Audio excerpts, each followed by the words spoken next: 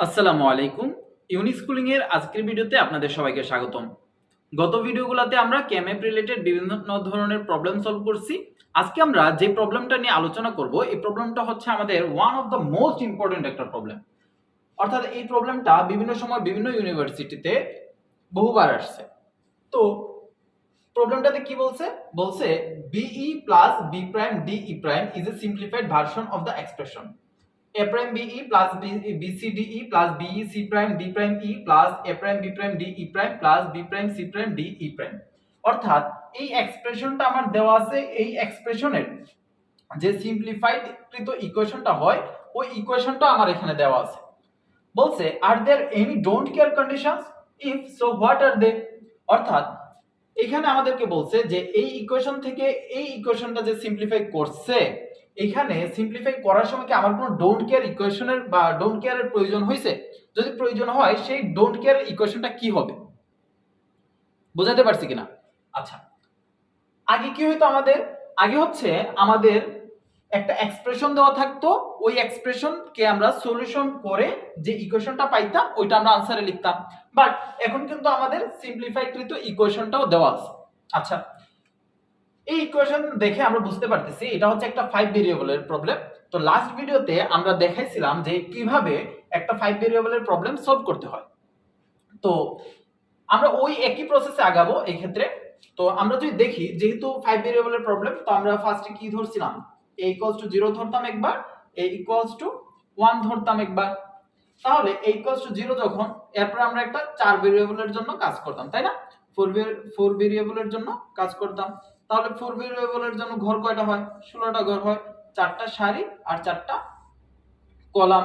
ওকে, তাহলে এটা হচ্ছে আমার b প্রাইম c প্রাইম, এটা হচ্ছে আমার b প্রাইম c, এটা হচ্ছে আমার bc, এটা হচ্ছে আমার b c প্রাইম, এটা হচ্ছে আমার d prime e prime d prime e d e d e prime. Same ভাবে এখানেও যদি আমরা টেবিলটা বানাই, এখানেও 4টা সারি আর 4টা কলাম হবে, টোটাল ঘর হবে আমাদের কয়টা?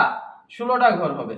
তাহলে এখানে হচ্ছে b prime c prime b prime c b c b c prime d prime e prime d prime e d e d e prime. যে সিম্পলিফাইড কৃত ইকুয়েশনটা দেওয়া আছে ওই ইকুয়েশন দেখে আমরা বুঝতে পারতেছি, অর্থাৎ এই ঘরে যা যা বসবে এই ঘরেও তাই থাকতে হবে। ওকে, আচ্ছা, তাহলে আমরা ফার্স্টে এই ইকুয়েশনটা দেখে দেখে আগে টেবিল দুইটা একটু ফিল আপ করা ট্রাই করি। যেহেতু a প্রাইম দেওয়া আছে প্রথম টার্মে, তাহলে শুধু এই টেবিলে বসাবো, তাই না? আচ্ছা, তাহলে কি দেওয়া আছে? a প্রাইম be, তাহলে be বরাবর মানে be মানে কি? এই দুইটা সারি আর এই দুইটা সারি বরাবর কমন আছে b, আর এই দুইটা কলাম বরাবর কমন আছে e। তাহলে এইখানে একটা 1 হবে, এখানে একটা 1 হবে, এখানে একটা 1 হবে, এখানে একটা 1 হবে। তারপরে BCDE, যেহেতু এখানে এও নাই a প্রাইমও নাই, এইখানে যা যা বসবে এই ঘরের সেম জায়গাতে তাই বসবে। তাহলে BC প্রাইম মানে কি? এই সারি। D প্রাইম E মানে কোনটা? এই ঘরটা। তাহলে এই ঘরে এখানে একটা 1 বসবে, যেহেতু প্রথম টেবিলে অলরেডি 1 বসানো আছে তাহলে আর বসানোর তো দরকার নেই। এরপর আসেন A prime B prime D E prime, যেহেতু A প্রাইম এর মানে শুধু এই টেবিল নিয়ে কাজ, তাহলে B prime D E prime. B prime এর সারি হচ্ছে এই দুইটা, তাহলে D E প্রাইম হচ্ছে এই দুইটা ঘর। তাহলে এই দুইটা ঘরে আমার 1 বসবে। ওকে, তারপরে আসেন, আচ্ছা আমি কিন্তু এই ঘরটাতে বসাই নাই B C prime D E prime D prime E এর জন্য B C prime D prime E. আচ্ছা, বি সি প্রাইম মানে কোনটা? এই ঘরটা ছিল বি সি প্রাইম আর ডি প্রাইম ই। আচ্ছা, এটা তো বসাইছি, এটা বসাইছিলাম বি সি ডি ই, এটা বসাইনি বি সি ডি ই।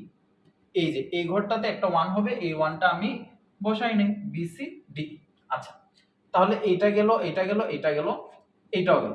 এবার আসেন B prime C prime D E prime, B prime C prime D E prime. তাহলে এটা দুই টেবিলে বসবে, তাহলে B prime C prime D E prime, already এখানে 1 বসানো আছে, তাহলে এইখানে শুধুমাত্র বসানো বসাইতে হবে। যেহেতু আমাদের সিম্পলিফাইড কৃত ইকুয়েশনে কোনো এও নাই এ প্রাইমও নাই, অর্থাৎ এই টেবিলের যেই যেই জায়গায় 1 1 1 আছে এইখানেও সেম জায়গায় 1 1 1 থাকার কথা, কিন্তু নাই তো। তাহলে আমরা কিভাবে 1 বানাতে পারবো? অবশ্যই এই ঘরের যেই যেই পজিশনে আমাদের 1 আছে ওই পজিশনে একটা করে আমরা ডোন্ট কেয়ার সাইন দিয়ে দিব। দিয়ে দিলাম। তাহলে আমরা ডোন্ট কেয়ার ইকুয়ালস টু 1 ধরতে পারি। 1 ধরে কাজ করলেই আমরা এই ইকুয়েশনটা পেয়ে যাব, তাই না? আচ্ছা, এবার যেহেতু আমরা ডোন্ট কেয়ার দিয়ে দিছি, তাহলে এই ডোন্ট কেয়ার গুলোর ইকুয়েশন লিখতে হবে না? তাহলে লিখে ইকুয়েশন আসে। ডি ইকুয়ালস টু কি লেখা যায়? ফার্স্টে যদি এই ডোন্ট কেয়ার চিন্তা করি, যেহেতু ওরা হচ্ছে এ এর ঘরে আছে, তাহলে ফার্স্টে একটা এ দিয়ে দিলাম। এরপর হচ্ছে এই ক্রসের জন্য আমি কি পাবো? বিসি ডি প্রাইম ই, বিসি ডি প্রাইম ই, বিসি ডি প্রাইম ই। আচ্ছা, এরপর আসেন এই ডোন্ট কেয়ার এর জন্য আবারও এ দিয়ে দিলাম, B C prime D E, B C prime D E, B C prime D E. এবার আসেন এই ডোন্ট কেয়ার এর জন্য, B prime C D E prime, B prime C D E prime, D E prime, B prime C D E prime. তাহলে এইটাই হচ্ছে আমার সেই ডোন্ট কেয়ার এর ইকুয়েশন। তাহলে আমাদের প্রবলেমে যা বলছিল আমরা কিন্তু সলিউশন করে ফেলছি। তাহলে এই প্রবলেমের মাধ্যমে আমাদের কেএমএফ এর আলোচনা শেষ হলো। ইনশাআল্লাহ নেক্সট ভিডিওগুলোতে আমরা নতুন কোনো টপিক নিয়ে আলোচনা করব। আজকে ধন্যবাদ।